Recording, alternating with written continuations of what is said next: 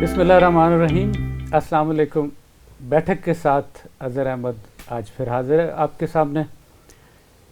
ناظرین، کل 27 فروری تھی. ہم نے ایک خاص دن منایا. آپ کو یاد ہوگا کہ 1 سال پہلے پاکستان پہ ہمارے ہمسایہ ملک نے جہریت کی کوشش کی تھی اور اس کا ایک دو ٹوک جواب دیا گیا، جس کی کہ کل سالگرہ تھی. اس کو مختلف نام دیے گئے. یوم فتح بھی کہا گیا، یوم عزم بھی کہا گیا اور یوم تشکر کے نام سے بھی یاد کیا گیا. اور اس میں ہم نے دنیا کو یہ یاد دلایا کہ پاکستان ایک مضبوط قوم ہے، اور جب ہمارے ملک کے اوپر کوئی میلی نگاہ ڈالتا ہے تو اس کے ساتھ ہم کیا سلوک کرتے ہیں اور اس کو کیا جواب دیتے ہیں. تو ایک تو میرا خیال ہے کہ ہمیں اپنی مسلح افواج کو خراج تحسین پیش کرنے کی ضرورت ہے، اور اس عزم کا اعادہ کرنے کی ضرورت ہے کہ جب بھی ہمارے ملک کے اوپر کوئی ایسی آفت آئے گی تو ہم سارے یکجان یک قالب ایک ہو جائیں گے اپنے تمام اختلافات کو بھلا کر. اس کے علاوہ ایک اور آفت جو آ گئی ہے ہمارے ملک میں، جس کو ہم کوشش کر رہے تھے، دعائیں کر رہے تھے کہ ہم تک نہ پہنچے، وہ کرونا وائرس ہے، جو کہ اس کے 2-3 شخصیات کو جو ہے تشخیص ہوئی ہے یہاں پہ. اس کے لیے چونکہ میں ایکسپرٹ تو نہیں ہوں، اس لیے میں کوئی نسخہ نہیں بتاؤں گا، لیکن میں یہ ضرور کہوں گا کہ احتیاط کیجئے. اس وقت جو ہے وہ منسٹری آف ہیلتھ کی طرف سے بیانات آ رہے ہیں، آپ کو بتایا جا رہا ہے کہ کیا احتیاطی تدابیر اختیار کرنی ہیں، ان کو اپنائیے. اور بہت زیادہ واٹس ایپ کے اوپر اس کو نہ چلائیے، اپنے نسخے مت بتائیے لوگوں کو جب تک کہ آپ کو تصدیق نہ ہو کہ ہم کیا کرنے جا رہے ہیں اور کیا کر رہے ہیں. اس کے ساتھ ہی میں اپنے دوستوں کا تعارف کراتا چلوں. ہماری جان بیٹھک عبدالوحید رانا صاحب ہمارے ساتھ موجود ہیں. Professor Jahanzeb Ahmed electrical engineering department سے ہیں، اور ڈاکٹر بلال اشرف اعوان صاحب جو ہیں وہ سافٹ ویئر انجینئرنگ ڈپارٹمنٹ سے انجینئر ڈاکٹر بلال اشرف اعوان صاحب جو ہیں ماشاءاللہ دونوں ایسوسیٹ پروفیسر ہیں، بہت ہی ہمارے محترم اور قابل احترام دوست بھی ہیں، اور کبھی کبھی ہمارے ساتھ گولف بھی کھیلتے ہیں، عزت بخشتے ہیں ہمیں.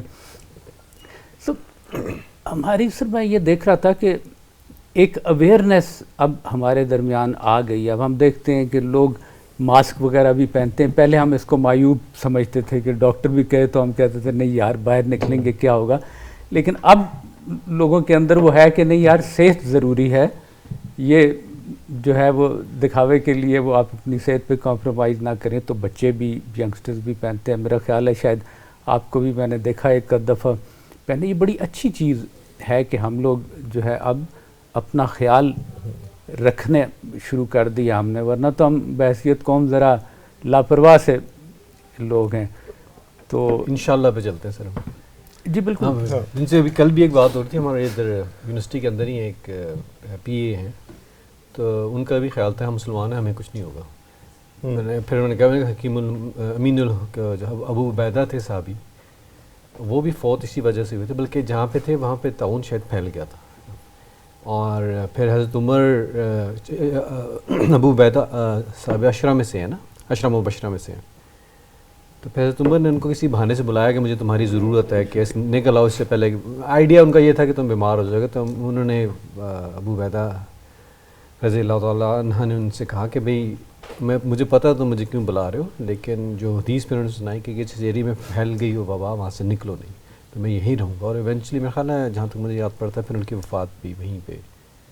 سو میں نے ان کو کہا بھئی بڑے بڑے صحابی جو ہیں عشرہ مبشرہ وہ بھی ہو جاتے ہیں، تو اپنا خیال کریں. خیال تو رکھنا. بڑی اچھی وہ انہوں نے جو پوائنٹ آؤٹ کیا حدیث کی طرف، وہ کہتے ہیں کہ جس علاقے میں وبا ہے اس طرف آپ جائیں نہیں. ہاں، اور اگر آپ وہاں ہیں تو وہاں سے نکلیں نہیں کہ پھیلے نہ. تو یہ میرا خیال ہے آج کے کانٹیکسٹ میں بڑی ضروری ہے کہ لوگوں کو سمجھ آنی چاہیے.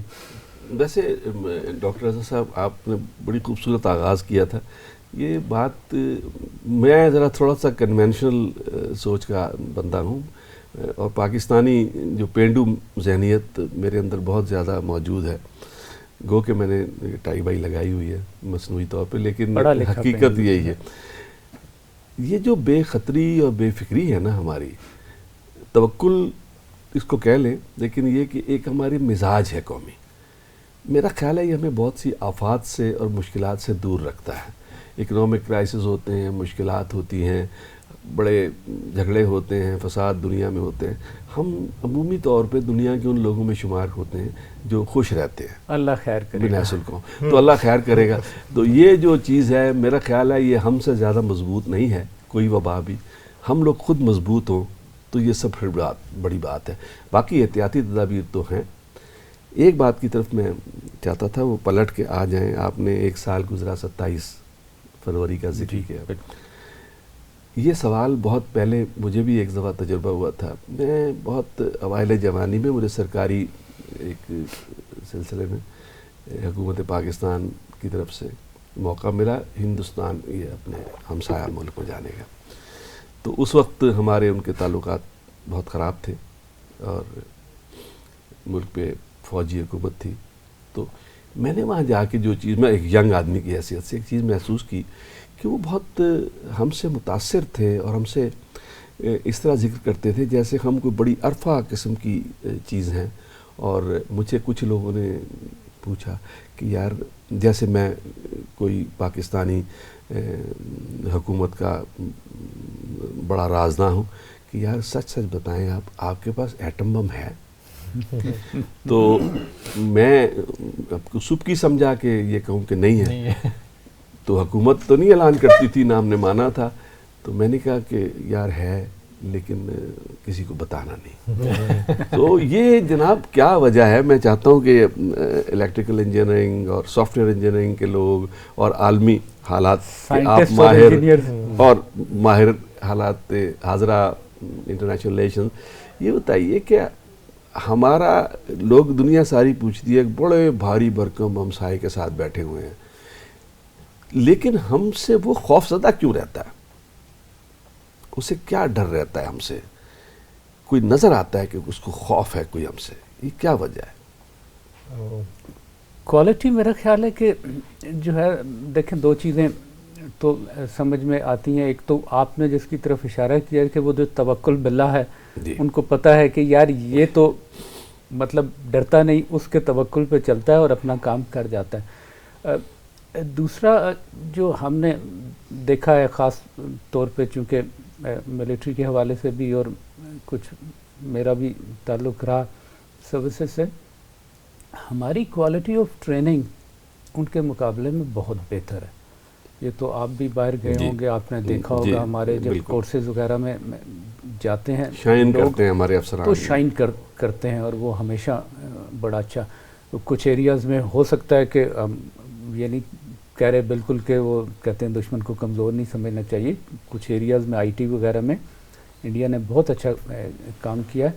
لیکن ہمارے لوگ جو ہیں جب ایک تو ٹریننگ ملٹری ایسپیکٹ سے میں بات کروں ہماری بہت اچھی ہے. دوسرا میرا خیال ہے کہ ہمارے اندر وہ جو جذبہ ہے وہ بڑا لیتھل ایلیمنٹ ہے پاکستانیوں کا, کہ جب وہ ایک دفعہ ٹھان لیں کہ جی اب یہ کرنا ہے تو پھر وہ پہنچ جاتے ہیں وہاں پہ. تو شاید یہ ایلیمنٹ ہو. باقی وہ سائنٹیفکلی انجینئرنگ کے پوائنٹ آف ویو سے تو میرا خیال ہے کہ ہم کوئی ایسا دعویٰ نہیں کرتے جس میں کہ ہم کوئی ان میں کرنٹ زیادہ دوڑ رہا ہے, ہم زیادہ کم نہیں بتا سکتے. ہم اگر آئیں اصل میں وہ دیکھیں گے جہاں ویپنز آف میس ڈسٹرکشن کی ہم بات کرتے ہیں اس میں تو ایک بام بھی کافی ہے پورے ملک کو ڈسٹروائے کرنے کے لیے, یا کم از کم اگر وہ ایک شہر ڈسٹروائے کرے گا تو اس کی ریڈیشن جو ہے وہ تو اتنی زیادہ پھیلے گی کہ کئی ملک اس کی لپیٹ میں آ جاتے ہیں. تو میرا خیال ہے کہ ہاں یہ ڈرنے والی بات ہے اور ہر عقل مند آدمی کو اس چیز سے ڈرنا ہی چاہیے. ہمیں بھی ڈرنا چاہیے کیونکہ کل کو وہ اگر ہمارے پہ کرتے ہیں تو پاکستان کے لیے بھی بہت مطلب سروائیو کرنا امپاسبل ہو جائے گا. تو میرا تو اپنا یہ خیال ہے کہ ان چیزوں کو جس حد تک اوائڈ ہی کیا جائے, مطلب یہ ایک ڈیٹرنٹ کے طور پہ رہیں کہ جی ہمارے پاس ہے, لیکن ان کو استعمال کرنا تو ایک سوسائڈ ہوگی, انڈیا کے لیے بھی, پاکستان کے لیے بھی, اور اس پورے ایریا کے لیے بھی. یہاں تو اگلے 100 سال کے لیے سب کچھ تباہ ہو جائے گا. لیکن جازیب صاحب استعمال کرنے کی تو بات ہی نہیں ہے, ہم تو نفسیات کی بات کر رہے ہیں کہ نفسیات میں ایک بڑے پہلوان کو ایک چھوٹے نوجوان بچے سے خوف کیوں ہو سکتا ہے, اس کے پیچھے نفسیاتی کچھ عوامل ہیں, اور وہ میں سمجھ نہیں سکا اب تک کہ کیا وجہ ہے. شاید ایک بچے سے کیوں ڈرتا ہے ایک بہت بڑا ہاتھی. ڈیٹرنس کی بات ہے, اگر اس کے لیے اس وقت یہاں پہ کوئی خاتون ہوتی نا تو وہ آپ کو بڑا اچھا سمجھا سکتی تھی کہ مطلب ہے کہ وہ آپ ایک کاکروچ سے یا چوہے سے یا چھپکلی سے ایک انسان کیوں ڈرتا ہے کہ وہ ہو جائے, کہ وہ جو ایک تکلیف کا احساس ہے نا, میں کہا کہ یہ مجھے تکلیف پہنچائے گا, اب وہ آپ کمپیریٹیو کیا وہ تکلیف سہنے کے لیے تیار ہیں, چاہے وہ چھوٹی ہی کیوں نہ ہو. آپ کسی چھوٹا سا بھی اگر آپ جانور ہے, وہ کانٹا بھی ہے, تو آپ اس کو اوائڈ کرتے ہیں, آپ ڈرتے ہیں کہ یار نہیں اس سے دور رہو, حالانکہ آپ کو پتہ ہوتا ہے کہ میں اس کو مار لوں گا, بٹ دین وہ آپ اس پہ, تو وہ کمپیریٹیو ایڈوانٹیج جو ہے وہ آپ اس کو لینا چاہیں تو میرا خیال ہے کہ وہ آپ کر سکتے ہیں کہ شاید ایسا ہے. پھر وہاں پہ بھی جو وہاں کی ڈائیورسٹی ہے, ڈائیورسٹی ہمارے یہاں بھی ہے, لیکن وہاں کی ڈائیورسٹی جو ہے میرا خیال ہے کہ وہ کنورجنگ نہیں ہے, زیادہ پروناؤنسڈ ہے, ادھر بہت پروناؤنسڈ ہے, اور وہ ہم تو ہمارے پاس تو ایک چھتری ہے جس کے نیچے ہم کنورج کر جاتے ہیں, بٹ وہاں کی جو ڈائیورسٹی ہے وہ زیادہ تر ڈائیورجنگ ڈائیورسٹی ہے. جو لوگ ہیں ان کے کلچرز بھی ڈیفرینٹ ہیں, وہ آپس میں بھی ایک دوسرے سے اتنا اچھا ریلیٹ نہیں کرتے. آپ اگر جائیے, جیسے آپ کو بھی واسطہ پڑا, آپ ساؤتھ میں چلے جائیے, اس کو پتہ ہی نہیں ہے نارتھ میں کون ہے کیا رہ رہا ہے. وہ نارتھ والے میں اگر آپ ان کے پنجاب میں چلے جائیے تو انہیں شاید پاکستان کے بارے میں زیادہ پتہ ہے, ان کو نیچے کے بارے میں نہیں پتہ, یا ان کے جو ایسٹرن ریجنز ہیں ان کے بارے میں نہیں پتہ. تو وہ بھی ایشوز ہیں کہ وہ ان کا وہ بانڈ اس طرح کا نہیں ہے. اچھا, اب یہ تو خیر چلیں ٹھیک ہے, ہم اگر کوئی, چونکہ ہمارے پاس انجینئر حضرات, سائنٹیفک حضرات بیٹھے ہوئے ہیں, تو کچھ ان سے بھی استفادہ کریں کہ آپ کے شعبے میں آپ کیا سمجھتے ہیں. ریئلٹی چیک بھی نا ہم نے تھوڑی سی اچھی باتیں لہو گرمانے کو کر دی اپنے بارے میں, بٹ ریئلٹی چیک ہم کدھر ہیں انجینئرنگ میں, آپ سمجھتے ہیں کہ وی آر ڈوئنگ ویل یا کچھ معاملات. اچھا, وہ اس کا میں تھوڑا سا آپ کو جواب دوں گا. وہ شروع میں کرونا وائرس کی بات ہو رہی تھی, تو میں اس پہ ایک دو چیزیں ہسٹوریکلی ویسے ایڈ کرنا چاہ رہا تھا لوگوں کے اس میں, کہ یہ جو وائرسز ہیں یہ کوئی مثلا جیسا کرونا ہے, یہ کوئی پہلی دفعہ ایسا نہیں ہوا کہ اس طرح کا کوئی ایک وائرس آیا ہے, یہ بہت دفعہ ہو چکا ہے. اور اگر ہم ہسٹوریکلی دیکھیں 1914 میں ایک فلو پھیلا تھا پوری دنیا میں, اور اس میں یعنی کرونا تو کچھ بھی نہیں ہے, اس میں کئی کروڑ لوگ جو تھے اس فلو سے ان کی ڈیتھ ہو گئی تھی, اور وہ لگ رہا تھا کہ وہ شاید پوری ہیومن پاپولیشن کو ہی وائپ آؤٹ کر دے گا. یورپ سے, امریکہ سے سٹارٹ ہو کے انڈیا پاکستان تک بھی 1914 میں آیا تھا, اور کوئی اس کا کنٹرول نہیں تھا. اس وقت تو میڈیکل بھی اتنی زیادہ ایڈوانس نہیں تھی, and for some reason suddenly it ended. ایک پوائنٹ تھا جس پہ لگ رہا تھا کہ بس اب یہ کسی طرح کنٹرول نہیں ہوگا, اور وہ خود ہی ختم ہو گیا. اور آج تک سائنٹسٹ کو یہ سمجھ نہیں آیا کہ وہ ختم کس طرح ہوا اور کیوں وہ ہوا ہے. اسی طرح سے سارس کا بھی ایپیڈیمک پھیلا تھا, وہ ہوتے ہیں. تو ایک پاسبلٹی یہ بھی ہے کہ کرونا ایک خاص حد تک پھیلے اور اس کے بعد یہ میوٹیٹ کر جائے کسی اور وجہ سے, اور یہ ایک دم ختم ہو جائے, یا یہ ہے کہ میوٹیٹ کر کے بہت ڈیڈلی ہو جائے, اس کی بھی پاسبلٹی ہے. لیکن یہ کہ یہ وائرسز آتے رہتے ہیں, اور کئی دفعہ ایک تھوڑی سی تباہی مچا کے تو پھر یہ خود ہی غائب ہو جاتے ہیں. جی بالکل, اللہ کرے گا کہ بہت کم تباہی ہوگی اور یہ ختم ہو جائے گا. تو اللہ سے ہم دعا کرتے ہیں کہ ایسا ہی ہو. تو آپ انجینئرنگ کی بات بتا رہے تھے, میں غور سے سن رہا تھا کہ وہ اس آپ سے کچھ سیکھے کہ انجینئرنگ میں پاکستان جو ہے, جی انجینئرنگ کی تعلیم میں اور انجینئرنگ کی مہارت میں ہم کہاں کھڑے ہیں؟ بلال صاحب آپ کوئی سٹارٹ کرنا چاہیں گے؟ میں ہاں ایکچولی انہوں نے دو سوال کیے, وہ اس سے آپ کے پچھلے سوال وہ جو آپ نے اٹھا کہا جب ہم سیامل گئے تھے, اور آپ نے کہا وہ مجھے ایک ہی چیزیں یاد آ گئی کہ اب 80s اور 90s کی بات کر رہے تھے. مطلب ہم یو ٹی پشاور سے پڑھے، یو ٹی ٹیکسلا سے کر کے آئے ہیں. مطلب ہمارے زمانے میں یو ٹیز کے اندر مڈل ایسٹ سے سعودی عرب سے بھی لوگ آتے تھے پڑھنے کے لیے، انجینئرنگ کی تعلیم حاصل کرنے کے لیے. جارڈن سے آتے تھے، فلسطین سے آتے تھے. یہ تو پاکستان کا ایک نام ہوتا تھا کہ یار ادھر کی یو ٹیز جو ہیں وہ کچھ کر رہی ہیں. یہ میں 80s اور 90s کی بات. اور جب بلال یہ کہیں کہ ہمارے زمانے میں، تو یہ ابھی کل ہی کی بات ہے. پرانی بات، زیادہ پرانی بات ہے جب ہم آتش بالکل جوان تھا. 1914 کی بات ہے. مطلب یہ میں 80s اور 90s کی بات کروں، جو 90s کی جب ہم نے انجینئرنگ کی تھی. ہمارے بچپن کی باتیں آپ بتا رہے ہیں. اچھا، آپ نے جو کیا کہ جب آپ نے تذکرہ کہ انڈیا گئے تو اس وقت بھی حالات یہی تھے کہ جب آپ بالکل بالکل جی. تو میرے خیال میں وہاں اس وقت ایک میں بیچلر مزر میں کام کرتا رہا، وہاں پہ بھی میرے انڈین ساتھی وغیرہ آتے تھے، لیکن so we were at that time proud of it. میرے خیال 2 چیزیں شاید اس کے اندر تھیں. ایک تو وہ اکنامکلی کافی اسٹیبل تھے. جی بالکل. ہم میرے خیال انڈیا نے 80s کے اندر آ کے اکنامک کھولی، منموہن سنگھ صاحب نے آ کے، لیکن اس سے پہلے 90s میں جا کے. ہاں 90s میں جا کے کھولی. اور اگر یاد ہو سر نے الکاٹیل میں کام کیا 90s کے اندر. الکاٹیل ہوگی، یہ ساری جو اس ریجن کے اندر پہلی فائبر آپٹک پاکستان نے ڈالی. موبائل کمیونیکیشن ہماری بہت پہلے آ گئی تھی. ہم ٹیلی کام کے جو ریجنل ہیڈ کوارٹرز تھے، ایون وہ الکاٹیل کا ہو گیا، ایرکسن کا جو کہ انڈیا کو بھی کنٹرول کرتا تھا یا مینیج کرتا تھا، ان کے ہیڈ کوارٹرز اسلام آباد میں ہوتے تھے. یہ 90s کی بات کر رہا ہوں. بٹ سم ہاؤ ہم آج اس صورتحال کے اندر اکنامکلی اس طریقے سے نہیں کھڑے ہوئے. اور آج میرے خیال ہماری شاید جامعات کے اندر باہر سے اسٹوڈنٹس نہیں آتے. مہارت کی تو ہمارے یہاں شاید کمی نہیں. اور ہمارے مجھے یاد ہے کہ کینیڈا میں مجھے ایک پروفیسر میرے ملے قائد اعظم یونیورسٹی کے. میرے ذاتی طور پہ وہ ٹیچر نہیں تھے، وہ کمپیوٹر سائنسز کے ٹیچر تھے. اور کمپیوٹر سائنسز کی تعلیم جو تھی وہ بہت عام نہیں تھی. قائد اعظم یونیورسٹی کا ڈپارٹمنٹ شاید سب سے بڑا تھا کمپیوٹر سائنسز کا. تو اس وہ پروفیسر مصباح الاسلام تھے، ان کا نام لینا اس لیے ضروری ہے. تو بیل کینیڈا جو ٹیلی فون کمپنی، دنیا کی سب سے بڑا ٹیلی فون کمپنی، اس کے اندر وہ ڈائریکٹر ریسرچ تھے. صحیح ہے. اور ان کی نگرانی میں سی ایل آئی ٹیلی فون پہلی دفعہ بیل کینیڈا نے انٹروڈیوس کروایا. تو وہ اس کے ہیڈ تھے ڈپارٹمنٹ کے. تو مجھے بڑا فخر ہوا، میں نے کہا بھائی بڑا کمال ہے کہ ایسے ماہر ہمارے ملک میں موجود ہیں. تو ہمارے ملک کے اندر ماہرین کی تو کمی نہیں ہے، لیکن ہم معلوم کرنا چاہ رہے تھے کہ انجینئرنگ کے اندر جو انڈسٹری اور تعلیم کے بعد اس کو انڈسٹری میں ٹرانسلیٹ کرنا تعلیم کو، اس کا اچھا میری تو جی جو آبزرویشن ہے، میں نے گریجویشن کی، پھر ماسٹرز امریکہ سے کیا، پھر انٹیل جو ایک چپ ڈیزائن کمپنی ہے اس میں ایز اے چپ ڈیزائنر بہت سال کام کیا، مائکرو پروسیسر ڈیزائن وغیرہ بھی، پھر نیسکوم میں بھی کام کیا اس میں. تو میں تو سمجھتا ہوں کہ بہت ڈیٹیوریشن ہوئی ہے انجینئرنگ ایجوکیشن کے اسٹینڈرڈس میں پچھلے 20 سال میں. اور جو کوالٹی آف گریجویٹس تھی، یہ جس طرح 90s میں یہ بات کر رہے ہیں، ارلی 2000 میں، اور جو اب کوالٹی آف گریجویٹس ہم پروڈیوس کر رہے ہیں، ہم سے مراد بیریا نہیں ہے، تمام یونیورسٹیز میں لا کے ایون یو ای ٹیز. تو بہت ڈیٹیوریشن ہے کوالٹی کے اندر، اور بہت اسٹینڈرڈ نیچے گیا ہے.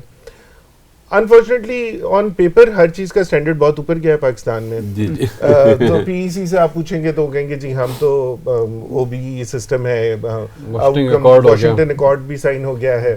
ایچ ای سی سے پوچھیں گے وہ کہیں گے جی کئی ہزار پبلش ہو گئے، پی ایچ ڈیز جو ہیں وہ اتنے پڑھانے والے آ گئے انجینئرنگ کے اندر. تو آن پیپر تو وی آر بیسٹ دنیا کے مطلب اس میں. لیکن اگر آپ ان ریئلٹی دیکھیں تو بہت اسٹینڈرڈ نیچے گرا ہے. اور جو اسٹوڈنٹ جو ہم اس وقت انجینئر پروڈیوس کر رہے ہیں، میرا نہیں خیال کہ وہ کسی انٹرنیشنل لیول پہ کمپیٹ کرنے کے قابل ہے. میرے ایک دوست بہت تھوڑے ہوں گے انلیس کہ وہ خود سے کریں، اور شاید کچھ ہوں گے بھی، یہ میں نہیں کہتا کہ سارے نہیں ہوں گے. لیکن جب ہم نے اسٹینڈرڈ جج کرنا ہوتا ہے تو ہم نے ایوریج سے جج کرنا ہوتا ہے. ایکسیپشنز تو دنیا میں ہر جگہ ہوتی ہیں. کہہ رہے ہیں. میرے ایک دوست نے بڑا دلچسپ واقعہ سنایا. وہ کہتے ہیں کہ میں یہاں پر کام کر رہا تھا کسی کمپنی میں، تو وہ انجینئر ہیں، تو میرے ساتھ ایک جاپانی انجینئر بھی کام کر رہا تھا. تو اس نے مجھے کہا کہ کھمبے پہ چڑھ جاؤ. تو میں یو ای ٹی کا گریجویٹ تھا، تو اس نے کہا کہ یہ ہیٹ پہنو، کھمبے پہ چڑھ جاؤ، اس کو ٹھیک کرو. تو میرے ذہن میں ایک انجینئر کی حیثیت سے یہ تھا کہ کھمبے پہ چڑھتا ہے مکینک، یا وہ تو انجینئر تو نہیں چڑھتا چھوٹا. میں نے کہا مجھے تو کھمبے پہ چڑھنا نہیں آتا. تو اس نے کہا کہ تم انجینئر نہیں ہو.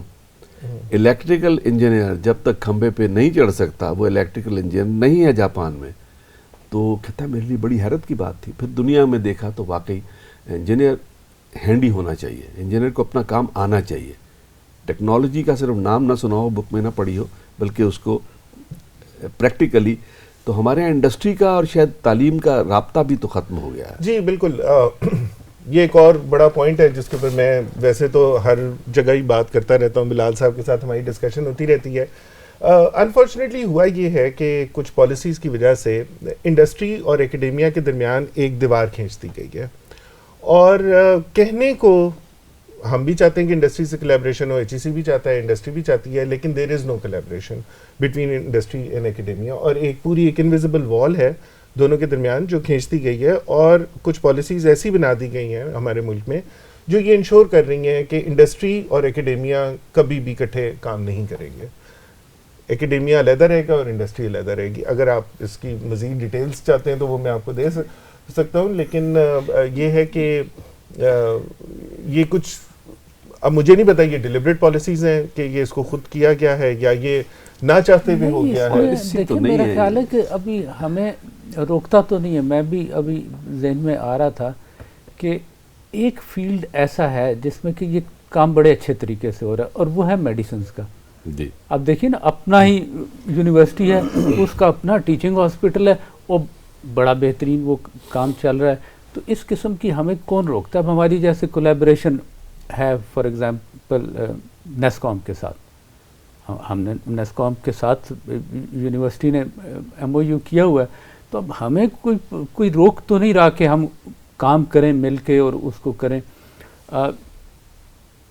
शायद वो जो कॉम्पिटेंसी लेवल है वो भी आपको कभी कभी रोकता है बाहर वाले के साथ इंटरेक्ट करते हुए, कि वो अपनी वीकनेसेस का पता चल जाएगा।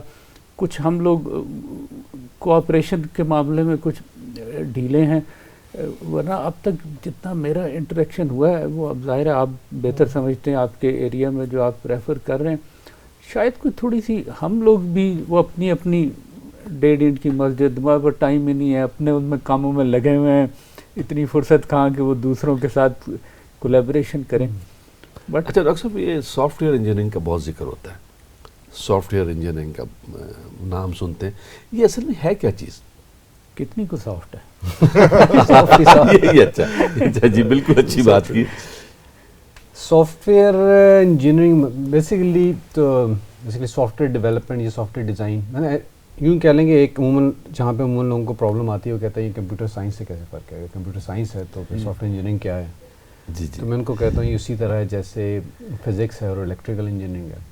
फिज़िक्स इज़ ए साइंस, बल्कि अगर इलेक्ट्रिकल इंजीनियरिंग का पहला डिपार्टमेंट, पहला प्रोग्राम, नॉट डिपार्टमेंट, पहला प्रोग्राम फिज़िक्स के डिपार्टमेंट ने शुरू किया, जहाँ मुझे याद पड़ता है, और उसके बाद उसने अपनी मना ली। तो उसका एक आसान जवाब तो ये कि sciences is more toward discovery और अंडरस्टैंडिंग कैसे चीज़ें हो रही हैं, और इंजीनियरिंग इज़ मोर प्रैक्टिकल के वो सीन डायरेक्शन उसकी हो जाती है। हाँ पढ़ लिया आपने, समझ आ गई, अब इसके साथ प्रोडक्ट कैसे डिज़ाइन करना है, उस चीज़ कैसे बनानी है, उसकी एप्लीकेशन। वो कहते हैं ना, engineering is making science happen. Yes, तो बस कंप्यूटर साइंस से चीज़ें सॉफ्टवेयर इंजीनियर्स उठाते हैं, लेकिन उसको बनाना कैसे है, सॉफ्टवेयर अच्छा कैसे बनेगा, क्वालिटी अच्छी कैसे होगी, रिक्वायरमेंट कैसे पूरी होंगी, वो सॉफ्टवेयर इंजीनियर्स का शोबा आ जाता है आप कहने। तो ये they want to make actual software, तो थ्योरीज रह जाती हैं कंप्यूटर साइंस के अंदर।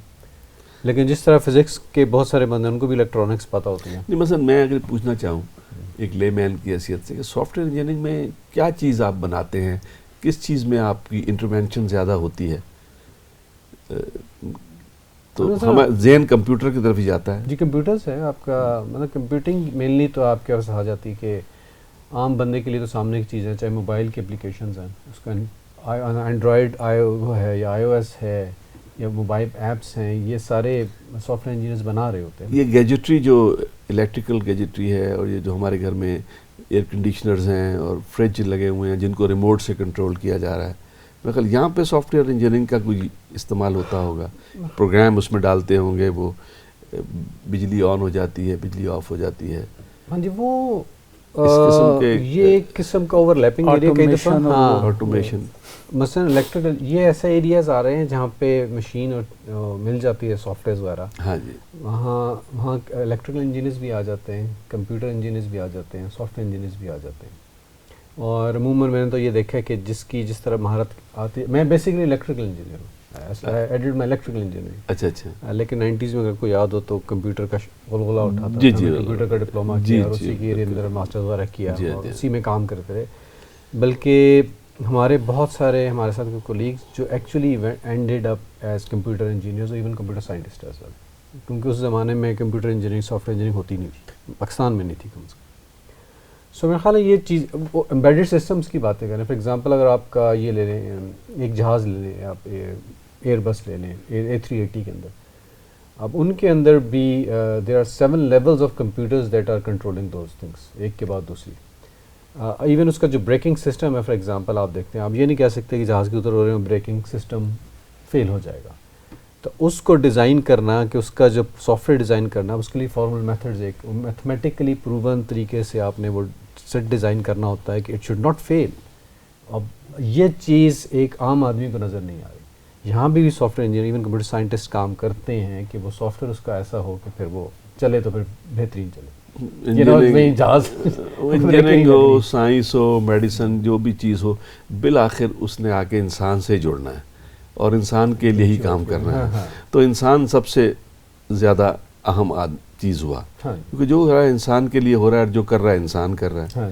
تو انسانوں کے ساتھ انجینئر کا رابطہ کیسے قائم ہوتا ہے؟ مثلا شاعری پڑھتا ہو, ادب پڑھتا ہو, میوزک کے شوق ہو, کھانے پینے کا شوق ہو, تو آپ انجینئر کی حیثیت سے میں آپ سے پوچھ رہا ہوں کہ آپ کا انجینئرنگ کے علاوہ ان چیزوں کی طرف کبھی دھیان گیا کہ یہ بھی تو لائف کا حصہ ہے, بڑی اسٹرانگ؟ یہ تو بالکل جی زندگی کا حصہ ہے سارا. ہاں جی, میں تو خود ویسے میں I belong to a family جو لٹریچر سے جن کا تعلق ہے اور پوئٹری سے, ماشاءاللہ. تو اور کھانا پینا تو ہر ایک کو پسند ہے, تو ہاں یہ تو زندگی کے ساتھ چلتا ہے. اچھا, تو پوئٹری سے تعلق ہو انجینئر کا تو وہ بہت ہی ایک خوبصورت ایک کمبینیشن بنتا ہے. ہاں کہہ سکتے ہیں, بالکل بالکل. تو ہمیں وٹنس ہے جہاں صاحب کے نانا صاحب دیوان تھے, والدہ ان کی پاکستان کی رینون شاعرہ تھیں, بہت ہو گئی.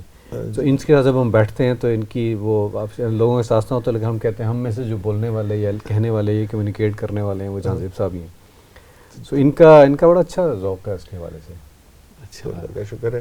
آپ تو شاعری پھر کبھی نہیں, میں خود تو میں نہیں کرتا, لیکن ہاں پڑھنے کی حد تک تو بالکل کافی شوق ہے, اور جتنے بھی ہمارے اچھے پوئٹس ہیں سب کو پڑھا ہے اور انجوائے بھی کیا ہے. کچھ یاد بھی رہ جاتی ہے جو پڑھتے ہیں, وہ یاد رہ جاتی ہے, لیکن اگر ابھی میں نے کہا تو آپ نے کہنا جی کچھ شیئر کریں تو ابھی فی الحال میں اس کو وہ کروں گا, لیکن ہاں بالکل. اچھا, میں پڑھتا رہا ہوں. ہاں میری عادت تھی کسی زمانے میں کہ رات کو میں پڑھے بغیر نہیں سوتا تھا, کوئی عموماً لٹریچر ہی, اور کافی بچپن سے میری عادت تھی پڑھنے کی. لیکن پھر میری شادی ہوگی, اس کے بعد پھر ان تلوں میں یار اب تو یہ ویسے اب جو بات کی طرف اشارہ کر دیا ڈاکٹر صاحب نے, بڑی وہ میری دکھتی رگ ہے کہ وہ چاہے جو بھی آپ کر دیں, وہ سائنسدان بنا دیں اس کو, جو کچھ بھی انجینئر بنا دیں, لیکن وہ جو بنیاد ہے انسان کی وہ بنیادی تعلیم سے. اور وہ آپ بھی جو گلہ کر رہے ہیں, وہ میں سوچ رہا تھا کہ وہ شاید ہماری انجینئرنگ کی تعلیم میں کوئی کمی نہیں آئی, ہماری بنیادی تعلیم میں کمی آ گئی, جس کی وجہ سے ہمیں وہ فاؤنڈیشن نہیں مل رہی جس کے اوپر ہم اچھا انجینئر بنائیں. کہ وہ پہلے تو آپ وہ بنیاد دیں گے, کوئی اچھا بچہ لے کے آئیں گے تو پھر. لیکن اب انجینئر بیٹھے ہیں تو مجھے انجینئرس کی باتیں یاد آئیں گی. دیکھیے بڑا دلچسپ مجھے ابھی ذہن میں ایک دم کلک کیا, پاکستان کا سب سے بڑا ناول نگار عبداللہ حسین واز انجینئر.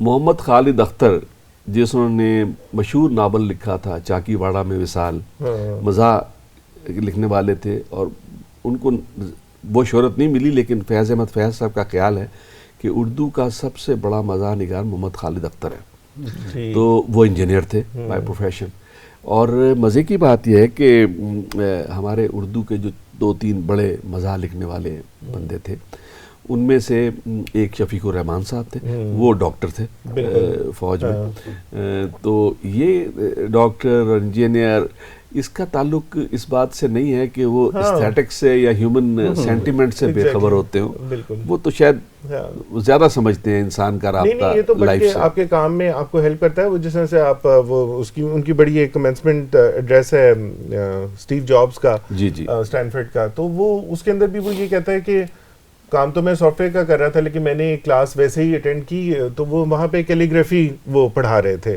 یونیورسٹی میں، تو میں نے وہ کیلیگرافی سیکھنی شروع کی. تو بعد میں جب ہم نے ایپل کمپیوٹر بنایا اور یہ سارا کچھ بنایا، تو یہ ایپل کی جو بیسک چیز ہے کہ جی ان کے فونٹس اور وہ جو ڈسپلے ہے وہ بہت اچھا ہوتا ہے کمپیئر ٹو ونڈوز. تو وہ کہتا ہے کہ وہ جو کیلیگرافی کی میری نالج تھی وہ میں نے پھر اپلائی کی ان کے فونٹس ڈیولپ کرنے میں، آئی فون میں بھی اور اپنے ایپل کے کمپیوٹرز میں بھی لیٹر آن. تو کہتا ہے کہ جب میں وہ کلاس لے رہا تھا ینگ، تو مجھے تو نہیں پتا تھا یہ آگے میں نے کہاں استعمال کرنا ہے، نہ میری فیلڈ سے اس کا کوئی تعلق تھا، لیکن وہ وہاں پہ اپلائی ہو گئی. تو ہاں، یہ اگر آپ اس طرح کی چیزیں ہوں تو یہ کہیں نہ کہیں ان کا آ جاتی ہے. علم ضائع نہیں جاتا، نہیں کبھی ضائع نہیں ہوتا جی. فنون لطیفہ تو پھر جو ہے وہ آپ کی ظاہر زندگی کے ساتھ چلتے ہیں. اور جو ہمیشہ ہمارے ساتھ ہوتا ہے کہ جب ہمیں مزہ آنا شروع ہوتا ہے، جب ٹائم ختم، ٹائم کے گرم ہوتی ہے جب، تو پتہ چلتا ہے کہ وہ وقت جو ہے وہ کافی گزر گیا. اور ظاہر ہے کہ دوستوں نے، جہاں صاحب صاحب نے کہیں جانا بھی ہے، یہ لوگ تشریف لائے ہماری بیٹھک میں، ان کا بہت بہت شکریہ. اگلے ہفتے تک کے لیے اجازت دیجیے، پھر آپ کے ساتھ ملیں گے نئے دوستوں کے ساتھ. خدا حافظ. بلانے کے لیے بہت شکریہ. Thank you.